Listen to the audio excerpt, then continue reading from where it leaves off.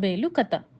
ఒక అడవిలో అన్ని జంతువులతో పాటు ఒక కుందేలు మరియు తాబేలు కూడా ఉండేవి. కుందేలు ఎప్పుడూ తాబేలుని ఎగతాళి చేసేది.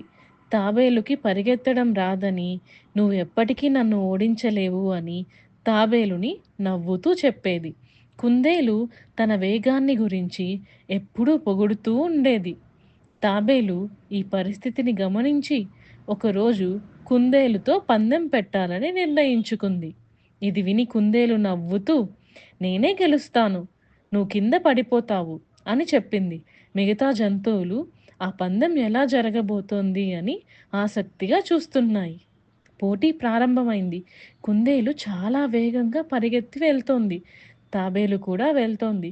క్రమంగా కుందేలు తాబేలు మరింత వెనక్కి ఉన్నట్లు గమనించింది.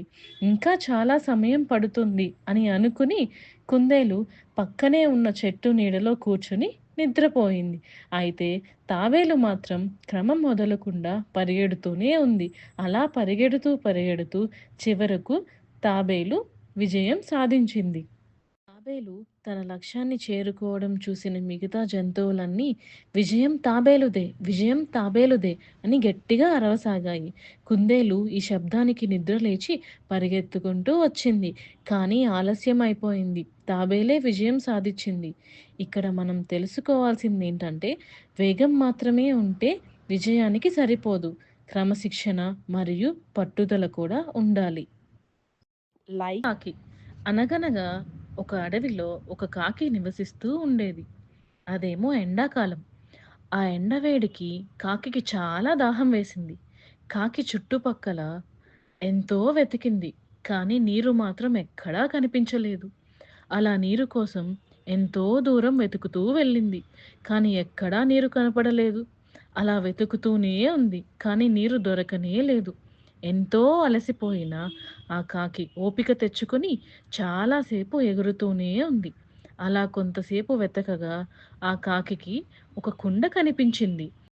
ఎంతో సంతోషంగా ఆ కుండ దగ్గరికి వేగంగా ఎగురుతూ వెళ్ళింది కాకి. కానీ ఆ కుండలో నీరు చాలా కొద్దిగా ఉంది. కాకి నీటిని అందుకోలేకపోయింది. ఈ నీటిని ఎలా తాగాలి అని ఆలోచించింది. ఆ తెలివైన కాకికి ఒక ఉపాయం తట్టింది. ఆ కుండ పక్కన కొన్ని రాళ్ళు ఉన్నాయి. ఆ కాకి ఒక రాయిని తెచ్చి కుండలో వేసింది. ఇంకో రాయిని తెచ్చి అది కూడా కుండలో వేసింది. అలా మళ్ళీ మళ్ళీ చేస్తూనే ఉంది. కుండలోని నీరు నెమ్మదిగా పైకి వచ్చింది. కాకి ఆనందంగా నీటిని తాగింది. ఇక్కడ మనం తెలుసుకోవాల్సింది ఏంటంటే, తెలివిగా ఆలోచించి ఏ పనినైనా సాధించవచ్చు. రాజుగారు ఉన్నారు. ఆయనకు 7 కొడుకులు. వారు ఒకనాడు వేటకు వెళ్ళారు. 7 చేపలు తెచ్చారు. వాటిని ఎండబెట్టారు. వాటిలో ఒక్క చేప మాత్రం ఎండలేదు. చేప ఎందుకు ఎండలేదు అంటే, గడ్డి మోపు అడ్డమైంది అని చెప్పింది చేప. గడ్డి మోప ఎందుకు చేపకి అడ్డమొచ్చావు అని అడిగితే, ఆవు నన్ను మేయలేదంటుంది. ఆవు ఎందుకు మేయలేదంటే, పాలేరు మేపలేదంటుంది ఆవు. పాలేరు మేపుంటే నేను మేసేదాన్ని అని అంటుంది. పాలేరా ఎందుకు మేపలేదంటే, అవ్వ బువ్వ పెట్టలేదంటాడు. అవ్వ ఎందుకు బువ్వ పెట్టలేదు అని అడిగితే, పిల్లవాడు ఏడుస్తున్నాడు, అందుకే బువ్వ పెట్టలేదు అని అంటుంది అవ్వ. అప్పుడు పిల్లవాడా ఎందుకు ఏడుస్తున్నావు అని అడిగితే, చీమ నన్ను కుట్టింది అందుకే ఏడుస్తున్నాను అని అంటాడు. చీమ ఎందుకు కుట్టావు అని అడిగితే, నా ఒక ఊరి చివరన పచ్చని మైదానంలో 4 ఆవులు ఎంతో సఖ్యంగా, స్నేహంగా ఉండేవి. కలిసి గడ్డి మేయటం, కలిసి తిరగటం చేసేవి. ఇవి ఎప్పుడూ కలిసిమెలిసి గుంపుగానే ఉండేవి. కాబట్టి సింహాలు వీటి జోలికి రాకపోయేవి. కొంతకాలానికి ఏదో విషయంలో వాటి మధ్య దెబ్బలాట జరిగి 4 ఆవులు 4 వైపులుగా విడివిడిగా గడ్డి మేయటానికి వెళ్ళాయి. ఇదే సరైన సమయమని సింహం పొదల్లో దాక్కుని ఆవు పైన దాడి చేయడానికి ప్రయత్నించింది. అది తెలుసుకున్న ఆవులు మళ్ళీ అన్నీ కలిసిపోయాయి. అది చూసిన సింహం భయంతో తిరిగి వెళ్ళిపోయింది. ఇక్కడ మనం తెలుసుకోవాల్సిందేంటంటే ఐక్యమత్యమే బలం. అవివేకం. ఒకరోజు అడవిలో ఒక చీమ వేగంగా పరిగెడుతున్నది. కొంతసేపటికి దానికొక ఎలుక ఎదురొచ్చింది.